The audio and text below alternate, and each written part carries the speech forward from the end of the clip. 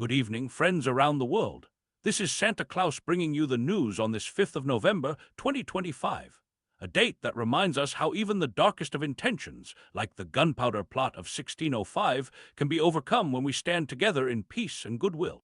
My heart is heavy tonight as I share news of the tragic UPS cargo plane crash at Louisville Mohammed Ali International Airport.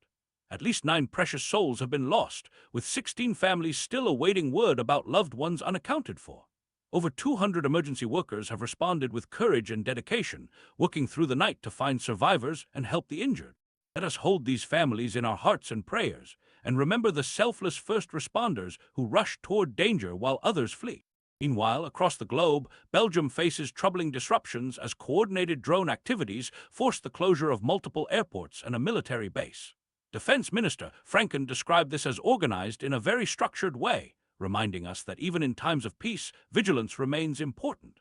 May wisdom guide the Belgian leaders meeting tomorrow to address these concerning developments.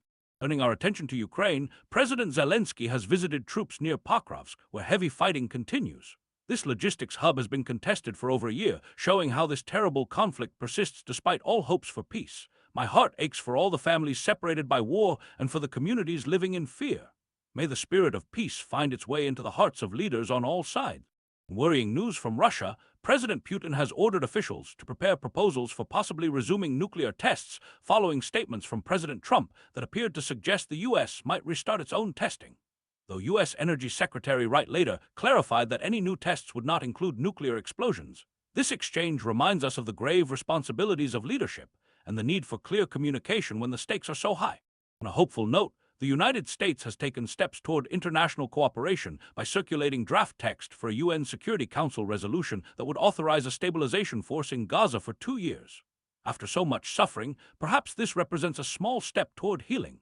As Secretary General Guter has noted, whatever entity emerges in Gaza should have the legitimacy of a UN mandate. In domestic news, the American government shutdown has now reached its 36th day, breaking previous records and causing hardship for millions. Federal workers remain without paychecks, and important programs face disruption. I urge our leaders to remember that behind every policy dispute are real families trying to make ends meet. May they find the spirit of compromise that brings government services back to those who need them most. The U.S. economy showed signs of resilience, with private sector jobs increasing by 42,000 last month, more than expected. While ADP's chief economist cautions that this recovery is tepid and not broad-based, even small signs of growth bring hope to those seeking work. Democrats gained momentum in this week's elections, with victories in New York City, Virginia, and New Jersey.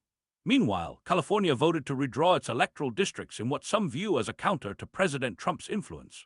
As in all democratic processes, may the will of the people be respected, and may elected officials of all parties remember their sacred duty to serve all citizens, not just those who voted for them. Concerning news comes from Israel, where the detention of the military's former chief legal officer has been extended until Friday following her resignation over the leak of a video allegedly showing soldiers abusing a Palestinian detainee. This difficult situation reminds us that justice must be pursued with integrity and transparency, even in the most challenging circumstances.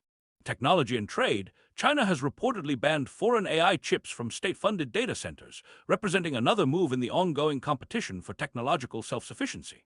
The global supply chain landscape continues to evolve, with China maintaining dominant positions in battery components, pharmaceutical ingredients, and certain semiconductor materials, reminding us of our interconnected world and the importance of cooperation alongside competition. As I conclude tonight's news, let us remember that behind every headline are human beings deserving of dignity, compassion, and love. In times of division, may we seek unity. In times of fear, may we find courage. And in times of despair, may hope light our way forward. This is Santa Claus, wishing you peace and goodwill until we meet again.